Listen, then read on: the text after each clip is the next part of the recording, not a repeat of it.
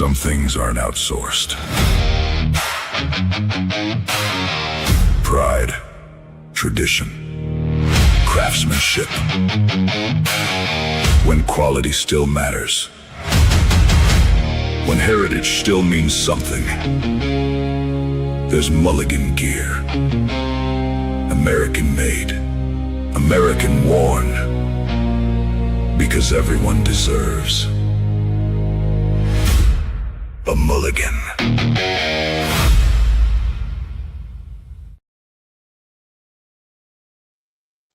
Well, hello, everybody. Another edition of Gentlemen's Roundtable tonight. Another great job by Dubs on the intro.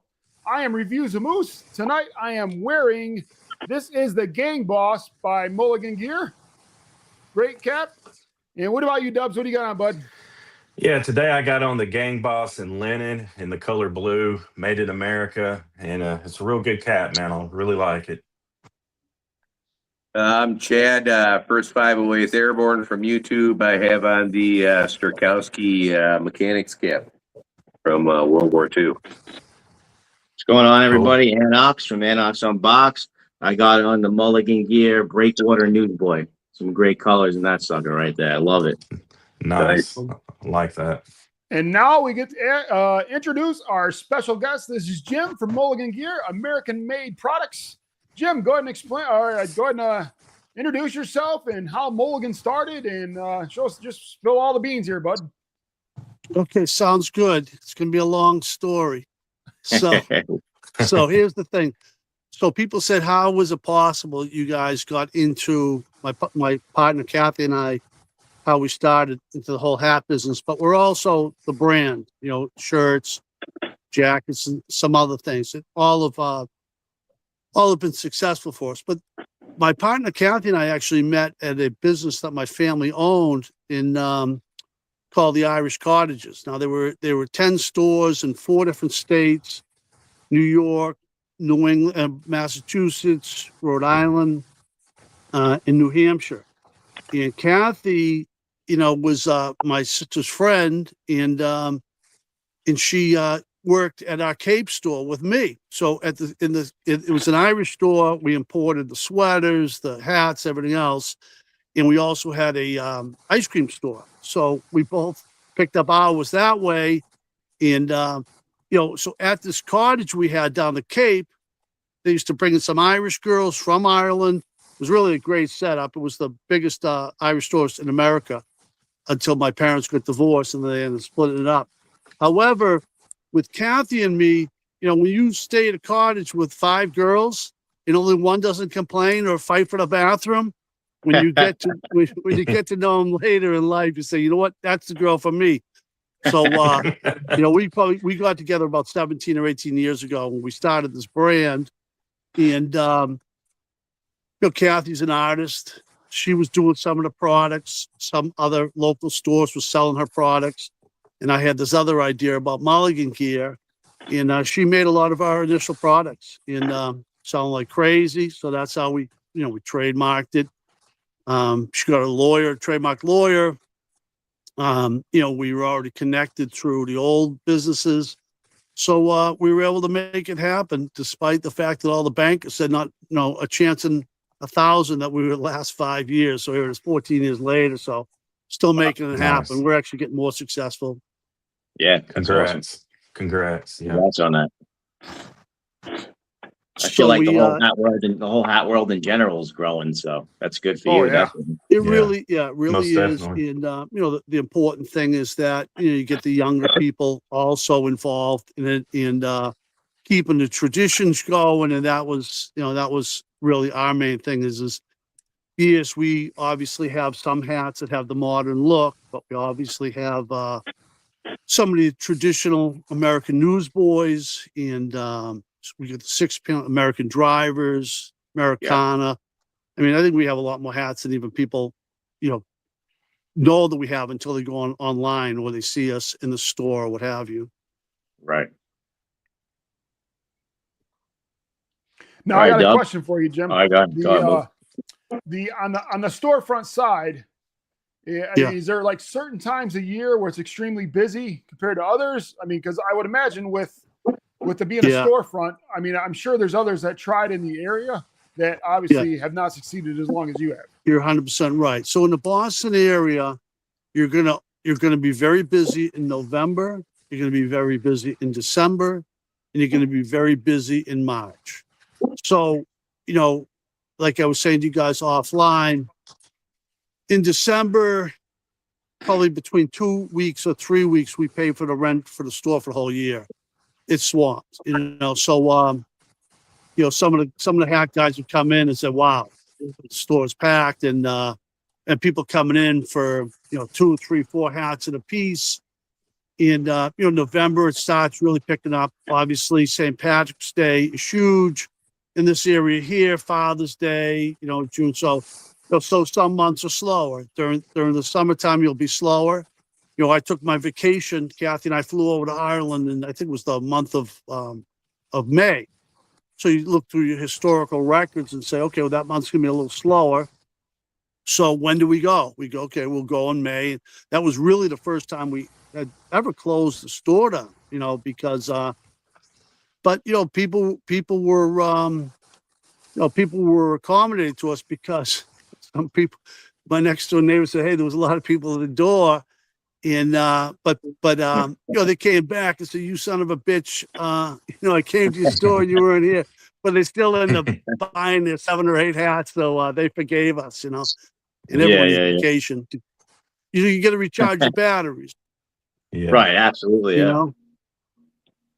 So then the other months, what we do is, where are the people, so the people around here are vacationing down Cape Cod, and they'll be there for parts of June, July, and August.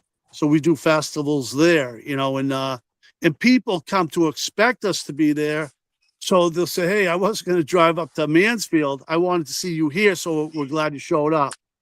We do the Italian things, we do the Irish things, we do the Scottish things. So so for right now, I'm not saying that every hat that we make from here to December 30th is going to be sold, but every hat from here to December 30th is going to be sold by the end of the year. So, we don't advertise too much, but we have our regulars, and when you do them, as long as we have since 2012, you have enough of a base that you can get by. Be successful, really. Yeah, and it's funny. It's neat that you actually mentioned about your December, how it pays your rent for the. I'm from Myrtle Beach, South Carolina, and you'll be surprised how many of those people that come in during the spring break time all the way through summer, making all that money, and they blow it, and then they say they have a foreclosed sign on the door by the next time it even comes around, because they just blow their money instead of prolonging it. Yeah.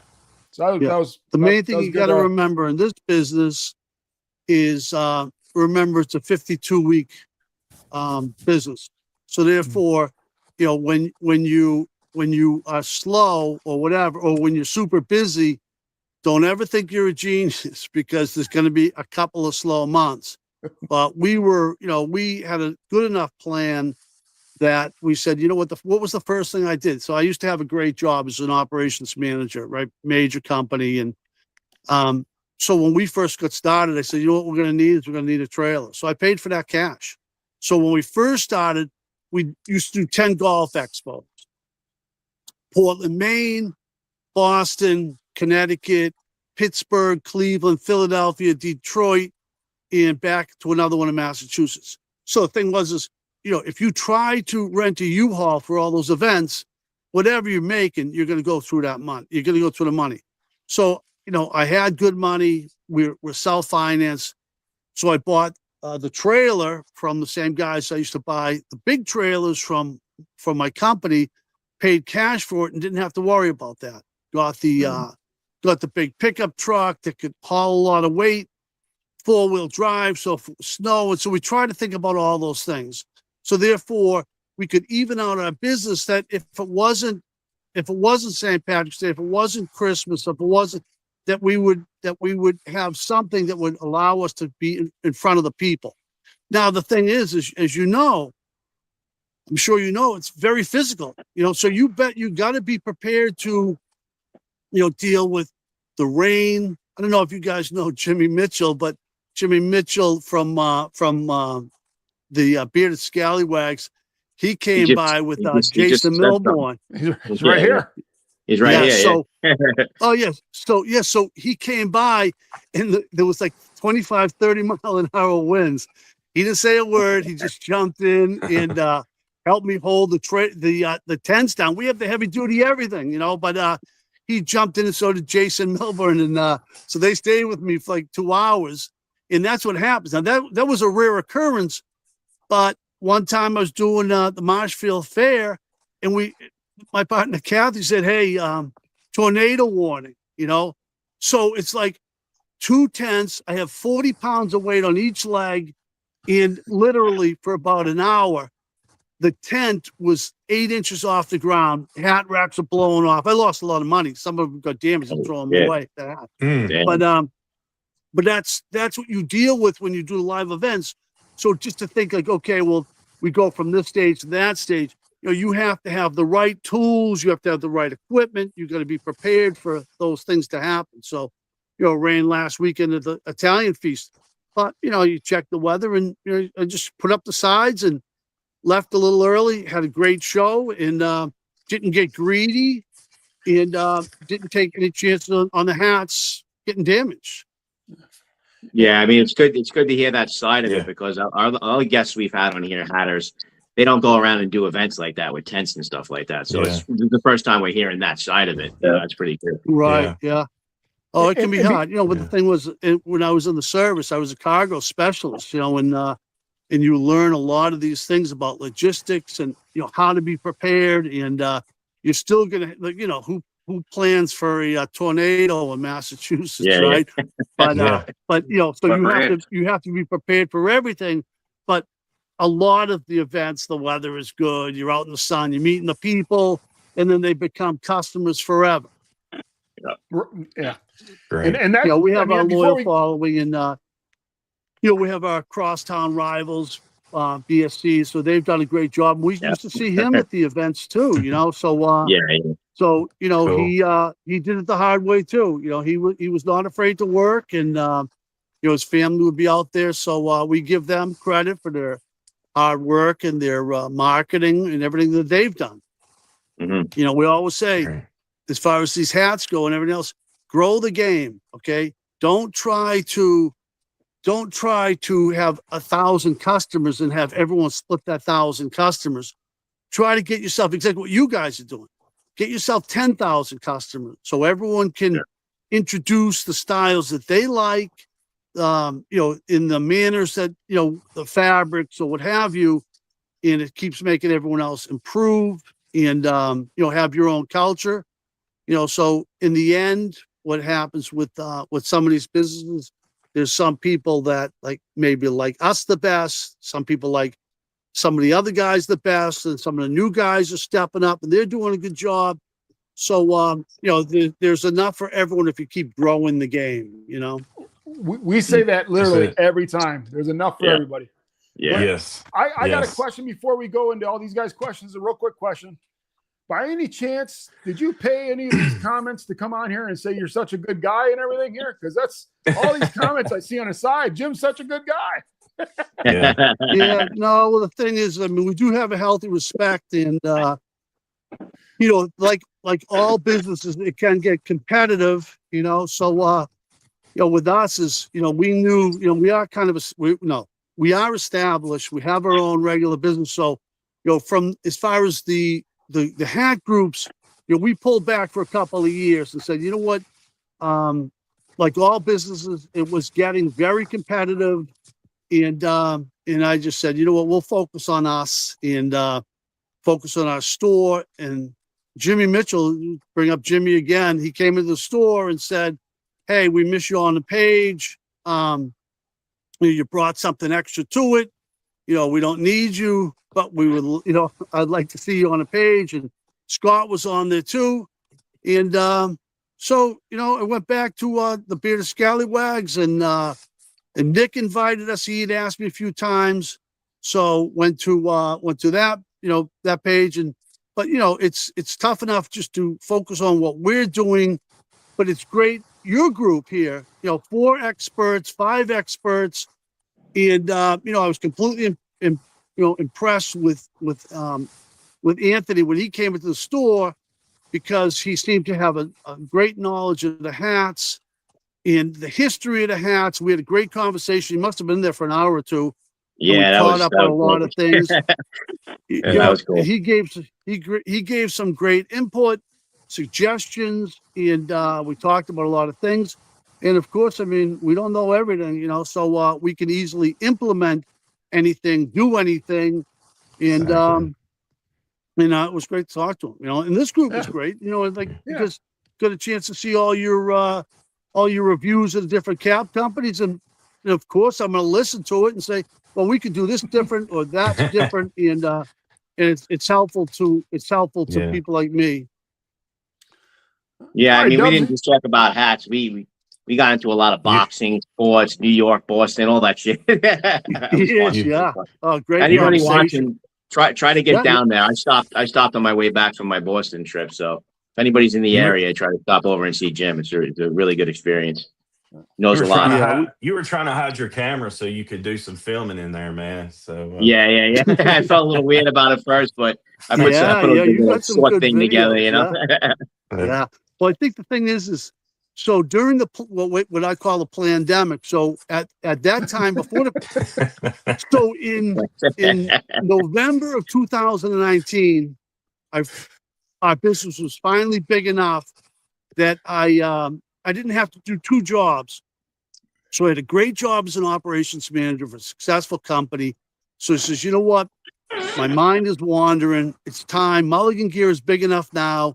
If I'm there for not just the 3 hours a day, me and Kath, if we're there 3 hours a day, which was like 5 to 9, so 4 hours a day, I said, I'm quitting my job.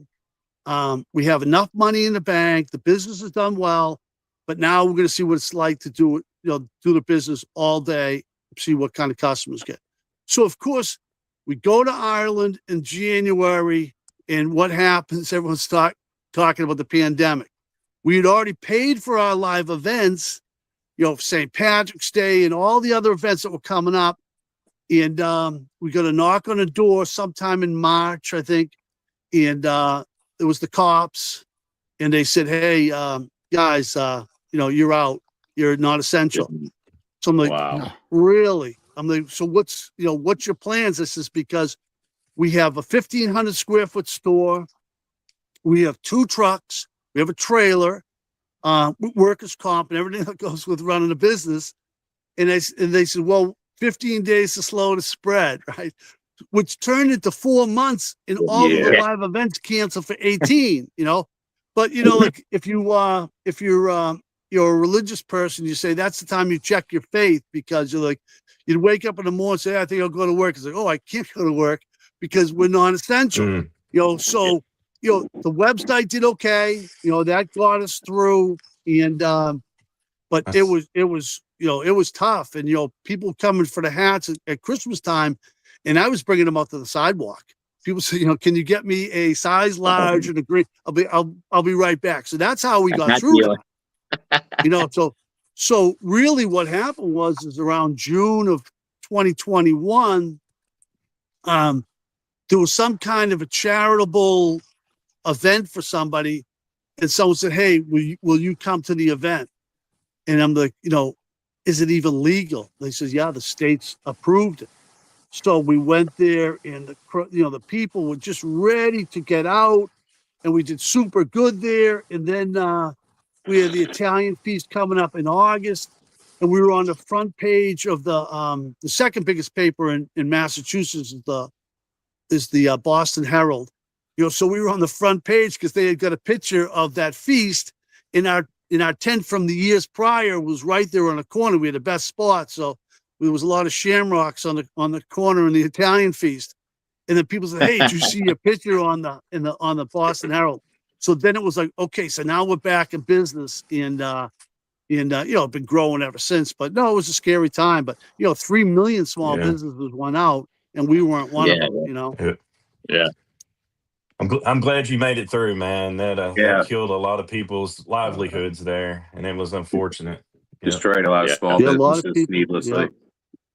Yeah. So, yeah, fortunately we were prepared, before I quit my job, I said, what could go wrong? Now, who would predict the pandemic though, but like I said, when we got through that, I'm like, we can get through that, we can get through anything. And, Yeah. and, a lot of people from our website, through the place like Philadelphia and Pittsburgh, all these places we had traveled to, people were giving us orders for the hats and say, hey, we haven't forgot you. We know you can't come to the golf expo this year, but hey, I'm going to place my three hats with you because you guys are good guys, And they really love Kathy because she has a better accent than me, So when we had the shows, like, yeah, you shut up. I want to hear her talk, So yeah, so we got through that, and like I said, just we getting stronger each year, and it is the retirement plan, and Nice. we have a blast doing it, So we'll do it as long as we Great. can do it. It sounds like you love doing it too. Yeah. Love it. That's what's love important. talking to the people. You get the you get the blue collar guys come in, the construction guys, the union guys, the cops, the firefighters, veterans. Hey, So I'm an Air Force guy myself. So Yeah.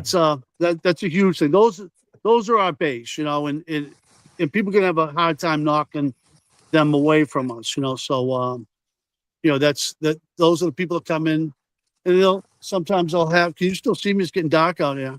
Yeah, we can still see Yeah. it. Yeah. We're good. Yeah. Yeah. We're rolling with it. We're rolling with it. As long as we can hear you, that's He's on Sounds the good. We're rolling with it. Yeah. So if Hey, you guys have any questions, though, feel free to Yeah, ask I them. got one for you. As a fellow So- veteran, what was your MOS in the Air Force? What did you do? So I was an air cargo guy, which was when I first went in, I had high test scores, but I was colorblind, which meant I couldn't be wiring any airplanes because the things would crash, right? Yeah. So, but they said, hey, go into basic and then find a skill when you get there. So, the guys at down in Texas said, hey, now you seem kind of wiry. Do you think you could put 75 pounds over your head? And then of course, right, you're macho, right? So yeah, I could do that, no problem. I think I weighed 135. The guy goes, hey, what about 110? I'm like, oh, I know I can do that. So anyway, I went down to the gym, throw the 110 pounds over my head, and they're like, yep, you are now an air cargo specialist, The thing was in air cargo, the thing about air cargo, the military is a total team approach, right? The Army guys can't fight unless they had, at that time, 2.5 ton trucks. We could load anything, helicopters. Some of you guys that are personal friends of mine on Facebook, you see, we used to load anything, Jeeps, jet engines, helicopters. There was, once you learn how to do it, the training was amazing, but we would do a lot of things, with the Navy Seabees or whatever. And very often, if there was going to be some trouble, you would know it a month in advance because you were already loading the airplanes, So, but it gave me a chance to work with the Navy Seabees in the 82nd Airborne, in the That's what I was 101st. 82nd. I was in the first 508 of the 82nd. Were you? Yeah. Yeah. So I did work with those guys, and Cool. we would bring them in. We used to do what they called combat offloads, where as soon as the plane hits the ground, you're breaking the chains on one of the, so one forward, one aft.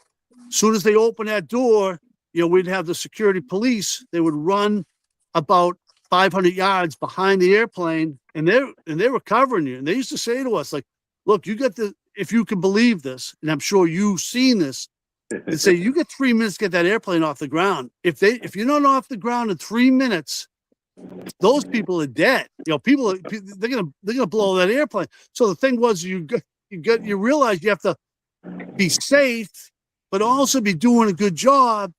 And I just realized that if troops are out in the field and they don't have their bullets in their, at that time, M16s and the rest, they're gonna lose that war. So in my career as an operations manager at other places, I've been like, hey, if that contractor doesn't have, his Western Red Sea siding on a certain time, his crew, his loading crew, his carpentry crew would, be hurt, and everyone would be sitting around. So we do the same thing with Mulligan gears. You get the order, you package it up. Now, a lot of guys, as you probably know, have what do they call those replenishment centers or something? So to save money, center. we do all so all of our stuff is in house. So we fill our own orders, we package them up, we ship them out, and we don't have those replenishment centers because we just thought it was an expense we didn't have. And when I was the operations manager for a building materials company, like each one of my guys used to put together, they had to put together 120 orders per day. And, we used to send those out on UPS. We also had tractor trailers, but they did the small orders.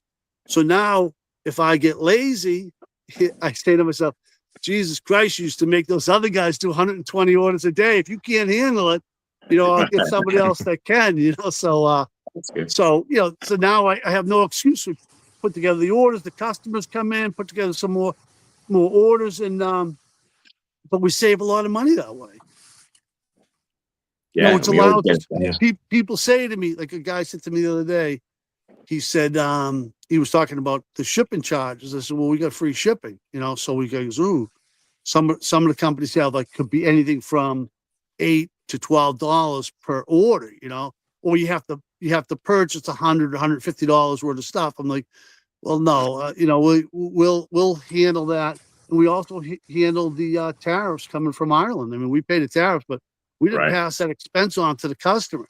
That's why people say, we're Muckross's, Muckross gave us a tour of all the facilities, and they bought us lunch and everything else, and bought us breakfast. I was, well, how did you do that? I was like, well, no, we're actually friends with those guys, so I stop in every time, and they knew we were in the area, and they say, hey, we're going to swing by the hotel, we'll get you guys something to eat. So our relationship was, we were the first ones to put Muckross on our website.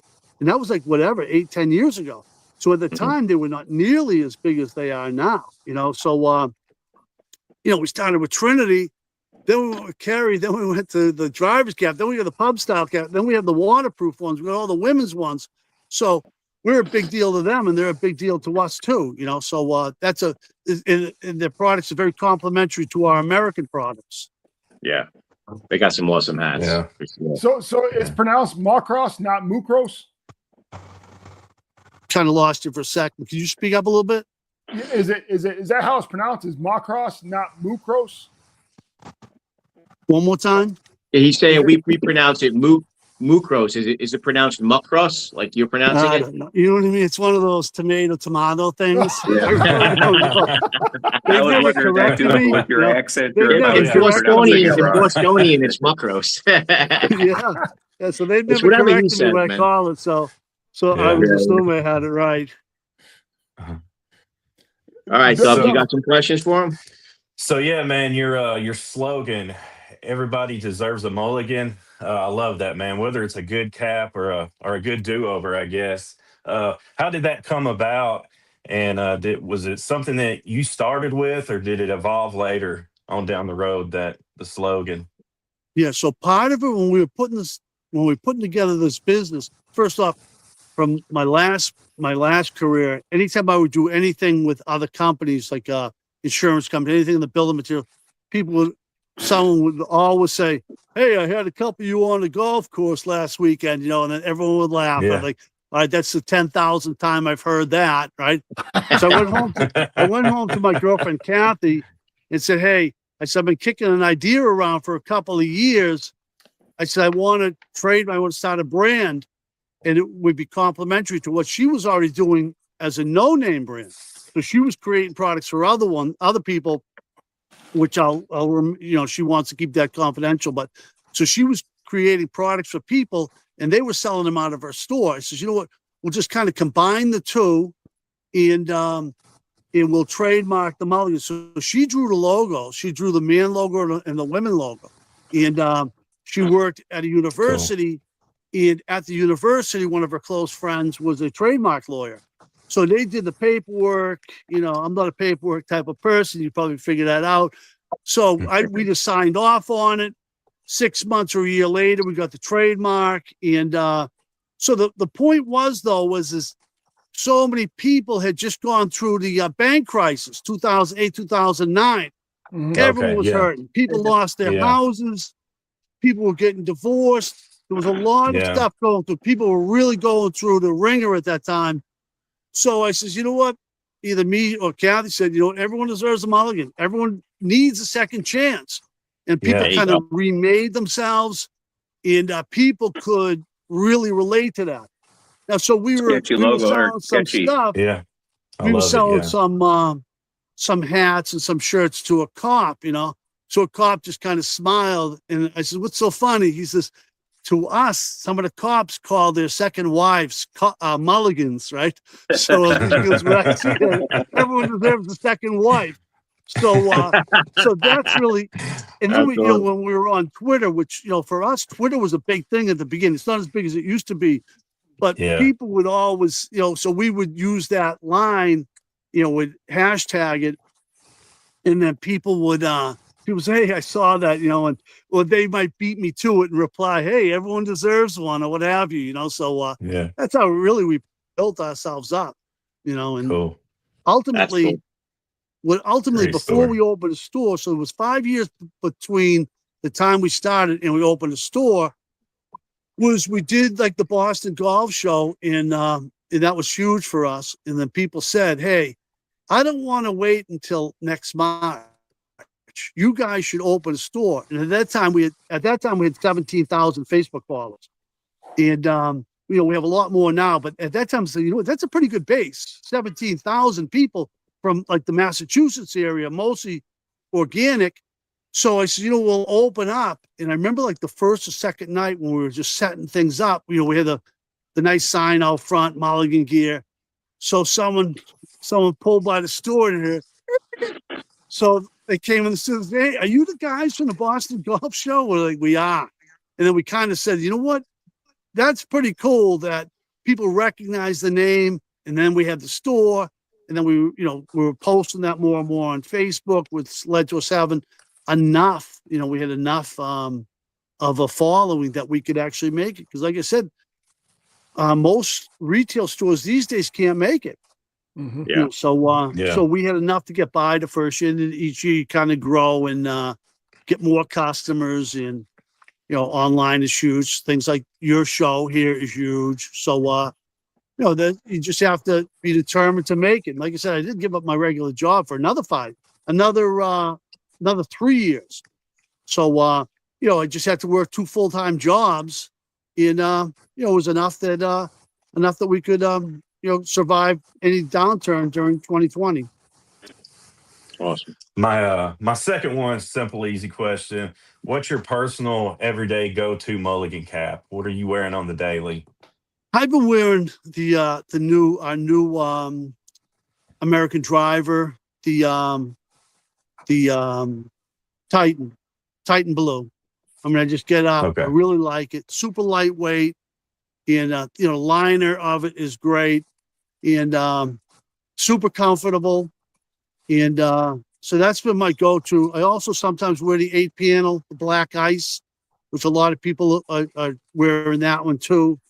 And but right now, you know, everyone gets like a hot one that they go with for a while. So I've been going with this one since we made it, you know. So a lot of people are buying it. People at the feasts have also said, "Hey, just give me what you're wearing." You know, I mean, we've gone to events, so you guys get a kick out of this, but we've gone to events and people say, "Well, what are you wearing? What is that you're wearing?"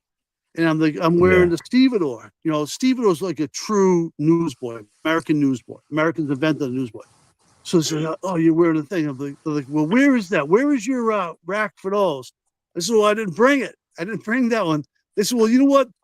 You know, you see the Boston Scally Cap buy, sell, and hold page, or whatever they call that." Yeah. So people are like, "All right, you know what I'm gonna do is I'll just buy the one you're wearing." I'm like, "No, I'm not selling you my hat. I'm wearing this hat. I like this hat.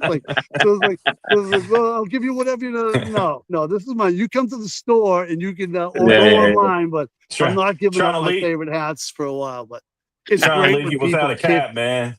What's that, sir? I was just saying they're trying to leave you without a cap for the day, dude. Yeah, I don't want to get a sunburn. You know what I mean? I mean, I can That's always what I put always on tell. another one, but That's what I always tell Chris Lopp from Funky Brims when he says this one's out of stock. I'm like, no, it's not. You're holding it in your hand. yeah, buy, sell, hold. Yeah, so he's done well. He's done well. Yeah. He started I don't know, a few years ago when the other kid, Peaky Hat, he's done a great job with his advertising stuff. So yeah, I think that keep in mind that only I think it's one in if you ever watch Shark Tank, I think it's like 1 in 500 or 1 in 1,000 small independent brands actually make it. So with us and BSC, it was amazing because you had two hat guys start within 2 years of each other, and we both ended up making it. So the likelihood of having two people in the same, basically small state, they actually ended up going on and being successful enough that they could quit their jobs and everything else is rare. So those guys done a good job in other parts of the country, and you see sometimes you'll see their hats here, and sometimes you'll see their advertisements here. So kudos to them. great. I got a question for you, Jim. Sure. Do you happen to turn on an exterior light so we can see you I'm better? sorry, car was going by. Can you do that one more time? Do you have an exterior light that you can turn on so we can see you better? No, I really don't. Questions in the chat. No, I don't. I'm like out in my driveway because I can see it pretty good. Yeah, I can see it pretty good. Just if you just joined, he had to step outside because there was a Wi-Fi issue. So that's why he stepped outside as he just joining, and you realize we didn't just leave him in the woods. John Leary said you leave him in the woods. I read that, man. Yeah, no, so it's all good. I can hear Anthony the best though. He's got that gravelly voice. So if you have to pass along that question, that's good. When the cars go by, it's tough to hear. Yeah. What's a car? I guess if I turn to ask you something, yeah. I'm actually happy to learn about your company. I really hadn't heard about you before, except from my fellow Roundtable members. It's pretty cool to hear about an American-made company owned by a veteran. As a vet myself, I guess my question as somebody who doesn't really know much about you, and I'm sure there's some in the audience here too. What does your company do? I mean, you sell caps from other people, but then you also sell your own caps also, and do you manufacture those caps, or do you have them manufactured for you? Yeah, we own part of manufacturing, so we're connected that way, and we were smart enough, like I said, during the pandemic. I'm sorry, after the bank crisis, we said, you know what, if we're going to do this, then we're going to have a piece of the action. So also we were smart enough that if anyone uses any of our designs, we also get paid for that too. So we were like I said, I worked for a guy that was very business savvy. You got to remember something else too, is New England still has a garment district here. So things like fabrics, things that maybe others, I can just walk in, some of the so if I say, hey, I want to do this hat or that hat, I can get that. So and if some of the hats, like some of the people, I've done some posts first thing in the morning at 8 o'clock in the morning, and done a post, and then at 10 o'clock in the morning be at the store. People say, like, geez, like you were just in the factory. So yeah, it's local, cool. Things of that nature. And and we have options to buy other people, so I have some wealthy friends, and if we decide to do that, or if we decide to retire, you know what I mean? So we're in a good place in any event, so but like I was saying before, is maybe in the old days, believe me, the Chinese manufacturers always, I mean, we must get 3 or 4 people, 5 people say, hey, we'll manufacture for you, but in the old days, to get a cargo ship, a container from Asia used to be $4,000. Now that same container is $30,000. So before, when people say, how do you compete? Well, okay, I'm talking about a gallon or 2 of gas, whereas they're bringing the things in from other places. And then, like I said, is when we're, my trailer holds 4,000 pounds. So I can haul a lot of hats myself. And like I said, I don't have some of the other expenses. And we also pack up our own. And that's a big expense from shipping and everything else, so there's good times, there's bad times. I know that some of the countries have tariffs. I don't know if that affects their hats or not, but I think it does, so you can compete no matter what, no matter what you're selling. And like I said, I think the most important thing is if you're a person, so let's say you like Peaky Hat. So he's a good guy, he's selling a good product. And a lot of times people are going to get their product from the person they feel the most comfortable with. So we have our base. Some of the other guys have their base. And, we have a solid foundation. So, I always say to people like, hey, go with whatever culture is the closest to what you believe in. So let's say you were in the military, right? A lot of times you'll see people say, hey, support a military business, so of course that means a lot to us. Now, a lot of people that doesn't mean anything to, they might have something else that they might be saying, what, someone's a young person that's starting a business, let's help them be successful. So, like I said, the market is so huge. This market here is so big. I mean, if we could do more events, believe me, there is no limit to the Boston area, how many hats you could sell. Yeah. Trust me when I tell you that, so sometimes we turn down chances to make thousands, tens of thousands of dollars. So I'm not saying it as bragging, but when we can't be everywhere, and some of the guys do a great job marketing their business. So, we wish them well. We wish everyone well. And then my other question is as far as the types of hats that you make, what styles do you make, and what style do you like best? I mean, as far as flats, newsboys, duckbills, do you make all of them, or? Yeah, so all of the Mulligan gear ones, yeah. So I guess I really like the American driver. I like the Americana a little bit less. That's the American driver. Yeah. So the Americana is super popular with some of our customers. See, when people come in, I don't say a word to them. I just want them to figure out what's good for them. But the Americana is a descendant of a cap we used to do called the Jeff cap. Jeff cap did good, but I said, you know what? Let's put more stitching in. Let's stitch down more on the visor. Let's narrow it a little bit. Let's change the more of a graphite, more of a composite on the brim, so it's easier to bend. When it cools it. So you're always improving. You look at maybe some of the muck cross ones and you say, okay, well, on there we have a 3 points of contact as far as the brim. In the old days, everyone used to have a snap brim. You guys probably, I don't know if who's as old as me, but people used to snap the hat down. Now, when the hat get old, you pop you pop the snap up, it would rip the fabric. So at one point we still do some on a hat we call the American Sportsman. We still snap that one down, but when I talk to customers, I'm saying, listen, when they're asking that. Once you snap it down, you very rarely ever unsnap it. So I'm like, I don't want to charge you the extra $5.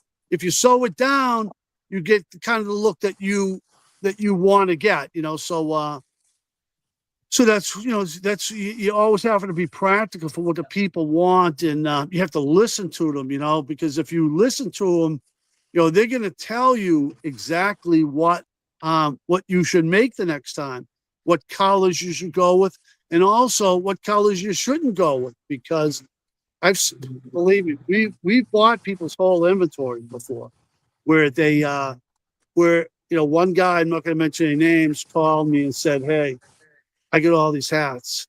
I'm ready to lose my house." And I'm like, so, you know, what do you want me to do? They're like, you know, they're like, you seem to be able to sell the hats. You seem to be able to sell the hats that other. I'm like, well, okay, well, you know, I'm like, what's it going to take? Because I'm certainly not going to pay retail for them. I'm like, I'll buy them for whatever you paid for them, but I'm not going to.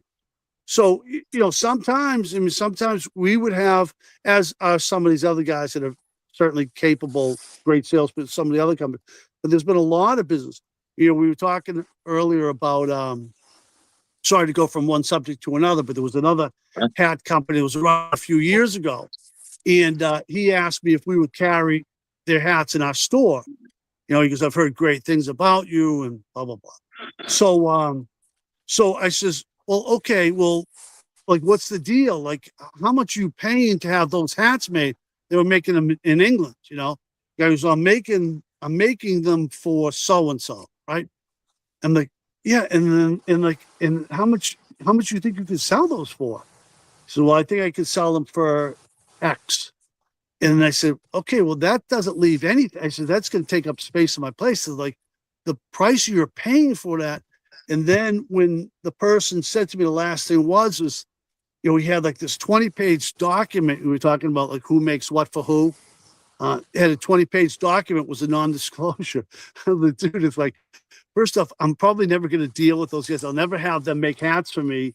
I says, you're asking me to sign a non-disclosure, and you know, you're asking me to have the store not make any money. I'm like, you know, I can't do it. But the point of it is people, when they have connections, they don't want to share those connections. And I don't blame them. It's like, you know, everyone has their own, you know, trade, you know, whatever that word is.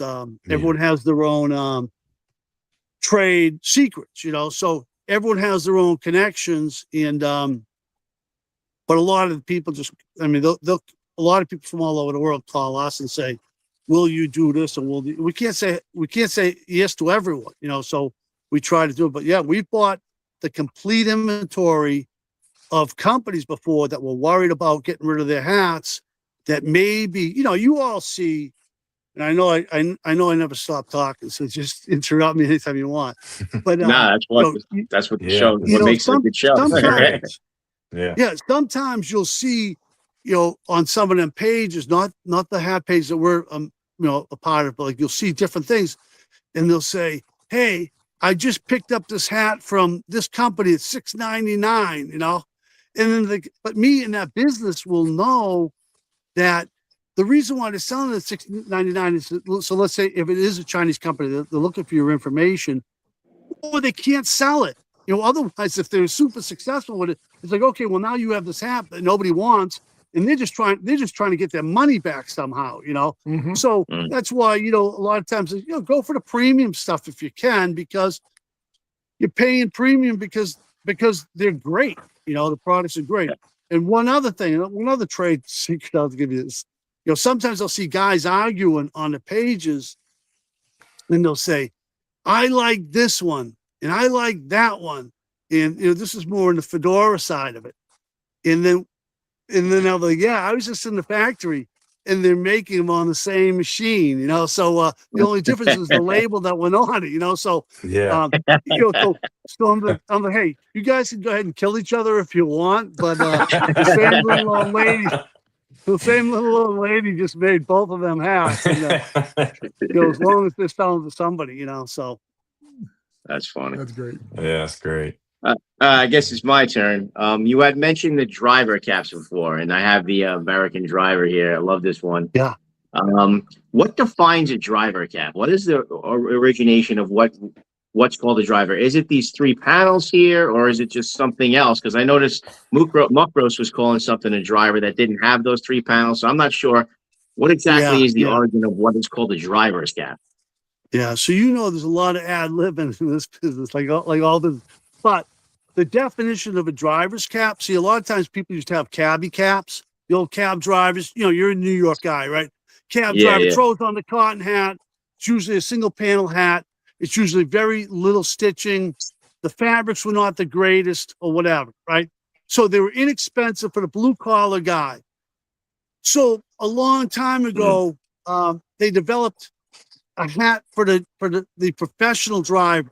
That means the limo guy. That means the bus driver. Anyone that gets paid, big money to drive, who maybe had a suit, who's maybe working for some. They wanted better fabrics and they wanted better stitching. So for us, when we did this hat here, we said, what, better fabrics, better stitching, everything needs to be perfect, premium hat. So that's how we did. That's how we did ours. So and pub style. We had pub style. For many years. To us, pub style is a single panel, and it's got all the seams in the back. So that was what I always knew as the definition of a pub style hat. But then other guys came out with pub style hats, and like, wow, they're kind of going against the definition that we had.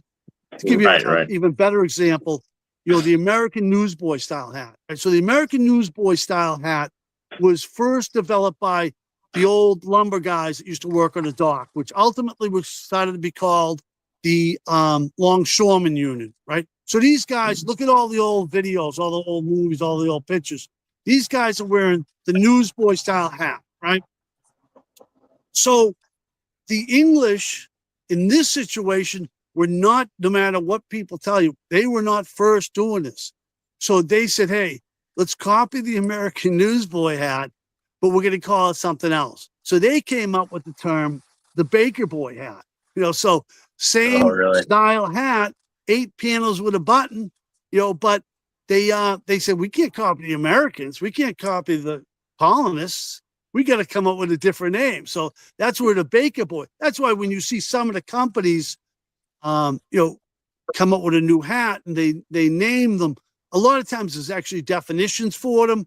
But I think over the years, that kind of is we're so much of a tradition, and everybody wore these type of hats at one time or another.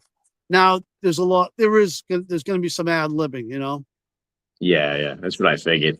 Oh, I learned something every day. My other question would be, what was the first scallop cap you ever put on your head? Does it go back to when you were a kid visiting Ireland, or more of your experience in Boston growing up? So here's it's a great question.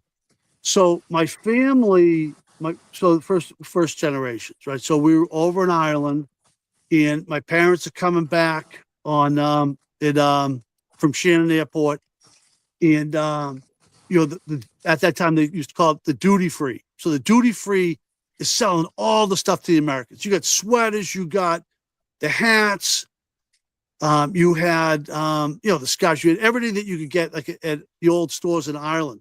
And then my parents, who were very entrepreneurial, said, you know what, when we get back to the United States, we're going to get with some of our friends and we're going to start a business. So the first hats we did, they opened a store in Dedham, Massachusetts. Any of you guys from Massachusetts? No. So on this panel now. No. Yeah, Dedham, Massachusetts was kind of like one of those tough blue collar Irish, American, Italian neighborhoods that we have around here. So the first store that they opened was in the Dedham Mall. And we were in a high school, me and my friend, and all the kids from Dedham would try to steal the hats, So it'd be like, as you're getting close to Christmas, my mother's like, hey, you and your buddy Tommy here, who love to fight so much, just come into the store and hang around the hats. And then if anyone, they'll never suspect that you're actually security for the store. So if anyone goes to steal the hats, do what you have to do, So believe me, the kids from Dedham were pretty tough, but the thievery stopped almost instantly because they knew. I mean, and we were kind of given carte blanche to do what we had to do. So yeah, so that time at Christmas time, the theft. I went to a party years later, and I told the kid who was at the party, he says, "Yeah," he goes, "I was in the Dedham Mall." I said, "Oh, my family owned the store in the Dedham Mall." He goes, "What store?" I says, "At the time it was called the Irish Cottages, you know." And he says, he goes, "Oh, geez," because me and my friends used to steal all them hats over there. I feel bad now, you know. But I'm like, well, we survived, you know. It was very successful, you know. But you know, like anything else, divorce can sometimes hurt the best businesses, you know. They were offered. They were offered. If you can imagine this, they were offered $2 million for that brand, for that store, and probably I don't know in the '80s. That $2 million was worth $10 million, you know. But yeah. So the the divorce is so many of the family members, cousins, and everyone else used to be managing some of the stores. So disaster struck, you know. But you know, shit happens. Yeah. Yeah, I mean, So it's so much to answer your respect for you question, I was probably in the junior high. Yeah, go ahead. You know, yeah, and there was Oh, some, yeah. you know, there was some tough kids in my town, and they, you know, a lot of Which kids, was Irish what year? Americans, Italian. What year would that used be to wear the around? hat. What What's what that? year would that be around? What year would that be around when you said you put your first cap on in junior high? I would say probably like 1974. What year did you 75. graduate? I graduated in 81. So Okay, the I reason why I graduated said 85. 81 was in Massachusetts, they passed a law that if you were skipping more than 6 classes in a semester, didn't matter what your average was. So me and all my friends had to go back for one more year because we thought they were bluffing.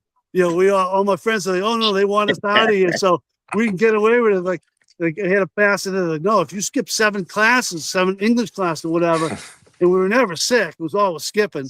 So they know, what do you think? We're just going to give you the diploma? So we all had to go back, you know. So at that point, we realized, hey, you got to start taking this more serious, you know. And as soon as I graduated, I joined the Air Force. Does that make you about 63? So I'm 64, I guess. Yeah, I was born in 64? Okay. 1962. I'm Yeah. 59, so I figured you were right around there. Yeah, same. Yeah, same. Really the same generation, which I think that the generations like hard work and culture and a lot of things are really important, you know, back then, you know, doing the right thing. So, I agree. You know, I think part of that is, each generation gets kind of programmed by TV programs and the culture around them and stuff. And when we were growing up, everything kind of programmed you to be patriotic and a good person and to love your country. I used to watch, the old World War II footage on TV late at night at midnight before the TV stations would turn off and that. And it really had an effect on me. And that's one of the reasons why I went into the military later on. And you look at the media and the culture now and the stuff that's being put into kids' heads, you can understand why they have a different feeling about the country than we do, is because they've just been totally programmed with a different program, 100%. And then on the other hand, like where our store is, you could be there for 10 years and you could never have a crossword with anyone, so people, all different kinds of people come in the store. Everyone's respectful, everyone's cool. So in a way, yes, there's probably certain parts where, maybe, there's parenting issues or whatever, but for the most part, these kids can be respectful and they're hardworking. And, when I used to work in the building material industry, we would get people from all walks of life. I'm like, Jesus, this guy's a good worker. And then you get the next guy walking, and then I'm like, wow, this guy's got, no matter how he was brought up or whatever, he's a great trucker or a great forklift operator. So you know what? This country still produces the greatest. Sometimes the politicians, sell us down the thing by bad trade deals or some of this other stuff, or but the workers themselves, I mean, always still want to do a good job, and it doesn't matter. It seems to not to matter if they're 18 or 80, it's like American workers are damn good, so, other countries subsidize their stuff, and that's how they're often, it's proven to be, no, the American worker was the most productive. But, if you're in an American steel mill and that company has to make a profit, and then you have a country, let's just say China, because they're the ones, if they're putting lead in their steel and they're subsidizing their business and they're shipping it all the way over to the side of the world and they're still beating us on price, but let's say the quality's not as good, but then the companies say, no, it's okay, they had too much lead in or whatever, but we're going to let it go because we need it for the bridges, so they should have a long time ago said, hey, let's make sure that if we have environmental rules, they have environmental rules. If our people are making at that time, believe it or not, the people who used to make appliances in this country were making $2.80 an hour, and they were union guys. And then they moved all those jobs to Taiwan, and these are some of the most successful American appliance companies. And they ended up going bankrupt in a year or two when they moved everything over there. And they told the workers, you had to train the Taiwanese. So they were flying them over, or they would lose their jobs. But very often it was not the American worker. It was the politicians that wanted to move things over, or the CEO that just wanted to keep everything for himself. And they ended up all being wrong, and you're seeing that now. Look at the pharmaceuticals during the pandemic, So, I hope that a lot of jobs come back to this country. And they seem to be. I'm not referring to the jobs, though. I'm just referring to the basic attitude of the culture these days, towards the country. It's much different than it was when we were growing up, and I think part of that is them trying to push things towards a global economy. It really ended up hurting us because when outsource your manufacturing base and stuff like that, you make yourself strategically weak, and that can be used against you. And I think that's part of the things that are going good now. We're starting to bring some of that manufacturing back home, where we can control the quality of it. And when you see some people bring back pride in what we're doing because it's manufactured 100%. Here. Yep. Yeah, when you see someone like Bernie, Bernie Sanders, he'll want to pay the people pouring coffee at Starbucks $30 an hour, but when anyone brings up, a steel mill or the old lumberman, or that they can make $40 an hour, $45 an hour, like, well, that's bad for that guy's a global fake warming socialist. stuff. So you can't be a socialist and have 3 mansions and bitch about the oligarchy for 30 years and do nothing about it. I mean, come on. And then the guy was in the lead for the nomination, and he let him steal it from him, and he just got cucked and sat around and said, "Oh, okay," and he still supports him. I mean, how could you respect anybody who does that? Come on, 100%. And then that Pete Buttigieg, right? He gets they make him the Secretary of Transportation, right? He immediately gets pregnant, right? He takes 3 months off. I'm like, the Secretary of Transportation cannot be out there having babies when it's supposed to be at work. He's got those fake the fake body thing. I'm like, oh my God, this is not happening. Like, what happens if this guy gets elected president? Is he gonna get pregnant again? So crazy world we live in.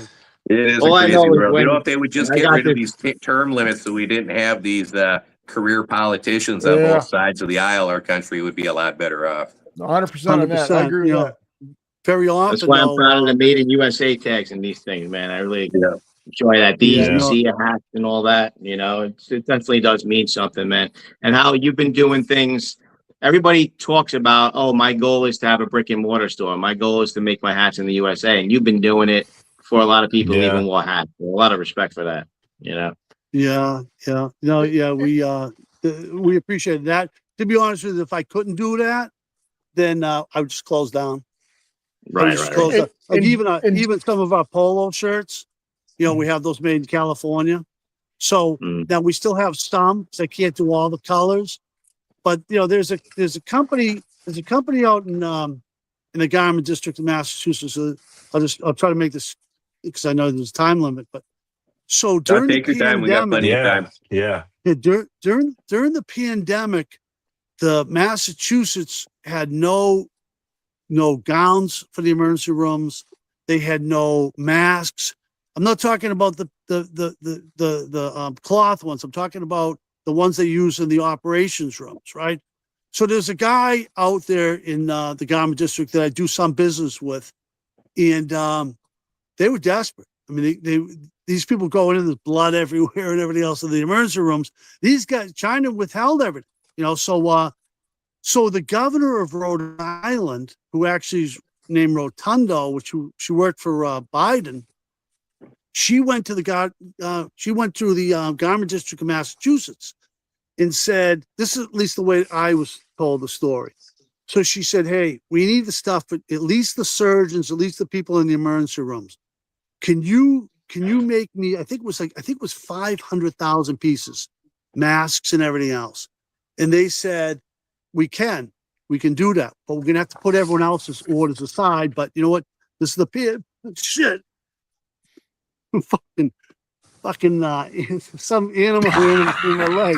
Hey, Hit by a raccoon. that was unbelievable. Dog man Let's took do him out. Let's do the Irish jig. So A raccoon's fighting him. I'm gonna clip that one. That will be on the highlights. We get attacked out here in the middle of the interview. Starting to Took him disappear. away. Starting to disappear. So anyway, to get back to that story, so they do the 500,000 pieces. Now the 6 governors from New England get together, and the guy from Massachusetts says, "Yeah, we're out of them in the hospital." And the Rhode Island governor said, "Hey, they're making those over in the garment district of Massachusetts." The guy said, "Massachusetts, that's my state." So they gave him a contract for 500,000 pieces, right? So then the military found out about it, and then they gave him a contract for 5 million pieces. 5 million Batwing in pieces. the house. This is a company that could barely pave their parking lot, right? All their employees are 55, 60 years old, all kinds of sewing machines, everything else, right?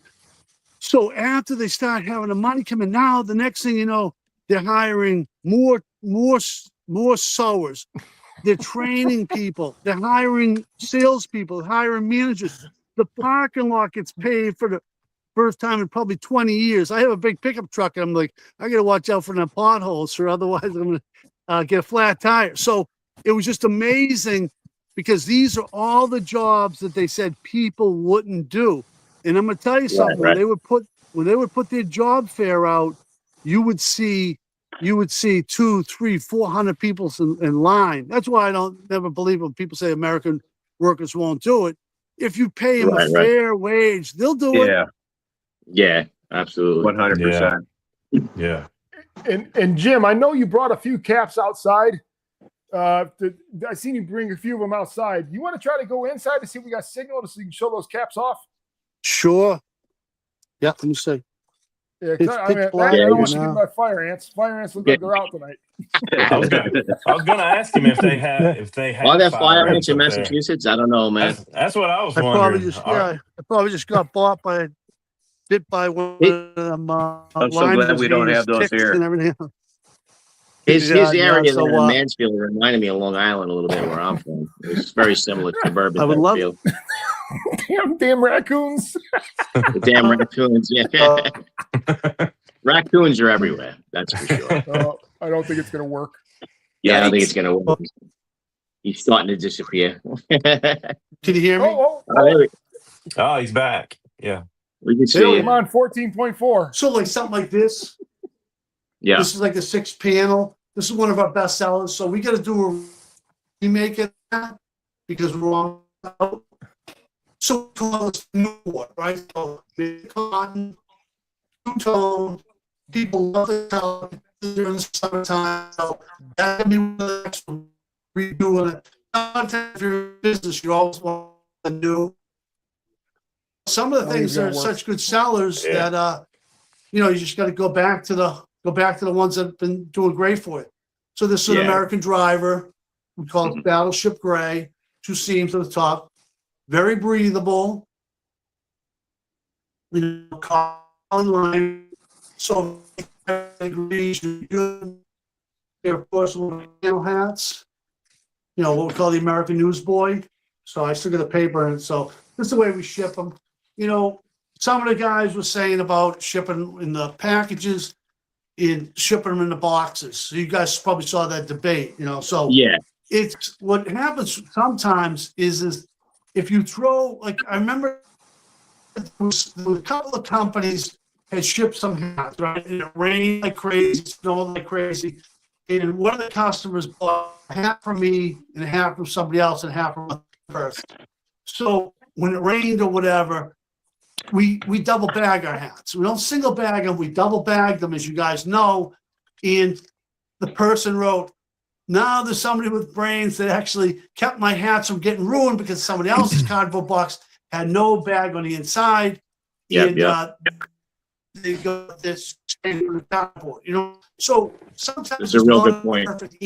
Sometimes if you ship a package in a bag, if you're up in New England or up in Minnesota or wherever, then if those people have not shoveled their driveways, sometimes the mailman won't walk up. So sometimes we do them, but more and more now we are putting them in a box so they're protectable. So here's it for us. It's like Mike every time he moves. Yeah. When he stops, he don't break up. When he moves, he breaks up. Really? Yeah. Yeah. Like when you stop and It's, stop and Just stop talk, you can hear you. When you move, you break up a little bit. Yeah.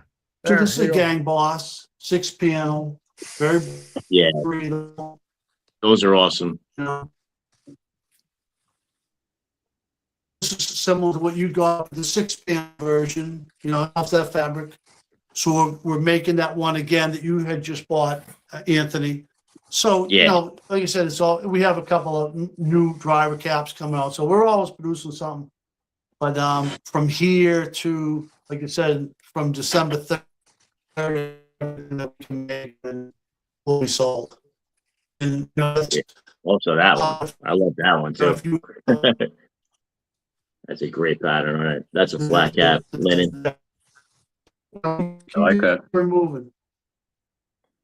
All right, Jim, you're breaking up a lot, so we're Yeah. probably gonna wrap Yeah. this up. We're gonna wrap this up, Okay. Moose. He's breaking up a lot. Yeah.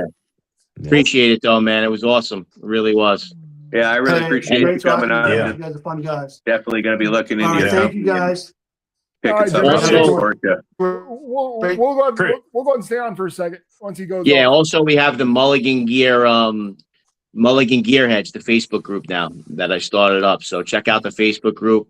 It's just strictly for Mulligan hats. Show off the Mulligan hats, and so if you haven't joined that group, join that group. It's gonna be fun. Yeah. All right, Jim. Have a great night, Jim. Hey, That's guys, let's great. go stay Thank by you. us real quick so we can finish talking up here. All right, Jim. Have a great Yeah. night. Thank you. Thank Yeah. Hey, Thank- guys, it was a great Yeah. show. I mean, Jim had just the reason Yeah. he was outside is because as you've seen the reason why. But Yeah. it started getting dark out. I had the raccoons come out. When Moose said go inside, I said, Yeah. "Oh shit, here it goes. We're back in New Mexico I last will- week." every 5 minutes I see him going like this. Well, We I did was him a wondering favor. what We did him Ant a said favor. about do fire ants even exist up that way, man? Oh yeah, I don't know. I don't think Yeah, I so. don't either. I know we don't have Okay. them up here in Minnesota. Yeah. I remember my first No. exposure to them was when Oh. I was in basic training in Georgia. Yeah, my They're- wife's they're uncle just everywhere got here. attacked by them in Florida, so I don't think they come up Yeah. in this climate. Ants up Gotcha. this far north don't even have stingers on them. I didn't know ants had stingers until I went down south. Yeah. Yeah, we got all the good stuff, man. All right, we Yeah, got a couple yeah. questions in chat here. Let me go. Let's go ahead and just get through some of these questions. We couldn't get them with Jim on here. The name of his company was called Mulligan Gear. He has his own website. Really great guy. But yeah, it was. What else? I had some other questions on here that we were able to ask, but I just could. Where they go? Yeah, but one thing I think is he said his store opened in 2018. I know he's been doing it since 2012. Maybe that was the golf stuff. Uh-huh. But 2018 was probably the brick and mortar. I would say. Because he said something was right before the pandemic and all the other stuff. Yeah. Which Yeah, I've been there. It's really cool little shop. It really is. He's got other gear in there too, like some waistcoats and stuff like that, so it's pretty cool. But I mean, overall, other than his internet, it was a great show. I loved hearing the whole American side of everything. Oh, yeah. Exactly.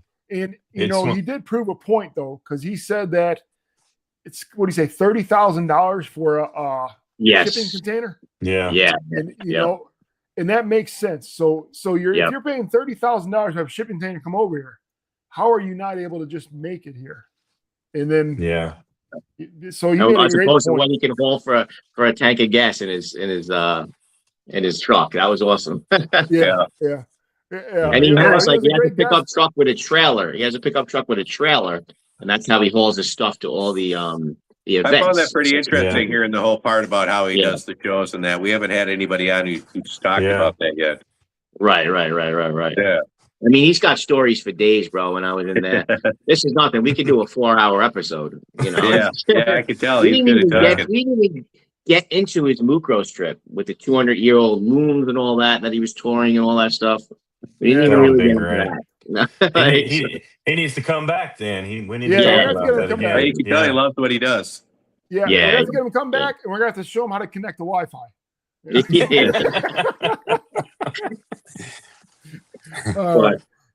We rally with him outside. John Leary's like, "Would you leave this guy in the woods?" He said, I saw that, man. I was trying not to laugh. Yeah. Oh yeah. Oh man. but the point was, when he's in the middle of nowhere, he's like, "Shit." He's like, "Shit, oh fuck." I thought Dogman came and took him out. You see the camera go down.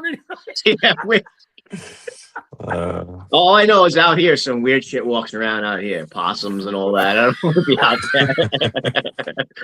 We get some pretty big mosquitoes. Forget it, man. Minnesota State bird. That was I gotta great. watch this back because there was a point at the end there where I was biting my lip, and it had something to do with a comment or moose or something. I don't remember what it was. But something had me biting my lip there at the end. Was it about Bernie Sanders? No, it was after that. Something I was gonna laugh so hard, man. I had to bite my lip. It might have been when he got attacked by the animal. That was great. Yeah. But he was an awesome guest, bro. He's a great guy. Mid sentence telling a story. He's just like, yeah. I was like, was there snakes up there? I didn't know. Yeah, it was great. Yeah. But if you guys haven't, check it out, man. MulliganGear.com. He's got a whole bunch of great hats on there. But if you go to his store, he's got way more inventory in the store. Yeah. He's got way more inventory in the store than online. And the new Facebook group. Yeah. Again, any other thing, guys? You want to say anything else before we leave? Thanks to everybody who's watching. Yeah. Much appreciated him coming on. Hope he comes back. That was great. It was bad that we had to cut it a little short, but we'll definitely have him back on. Most definitely. Yeah, and I mean next week we're going out of the box a little bit, so we're gonna have hopefully somebody on that's not part of the community to bring us on another little field trip. Yeah, we're gonna have Todd from Shirt Show hopefully dropping a cap for Rad Caps, and then we're gonna have another special guest that we'll surprise you with. So and he's part of the community that people know. So going outside of the box next week a little bit, so it should be fun. It'd be fun. Might kind of set the stage with the tour stuff, man. We got to keep that going. Yeah. So I'm hoping we can get this guy on to take us on a little tour. That would be cool. And make sure he's got good internet. Make sure you got good internet. Yeah. All right, everybody. All right. Thanks again for watching, everybody. Everybody have a great night, and we'll see you guys next Tuesday. Good night, everybody.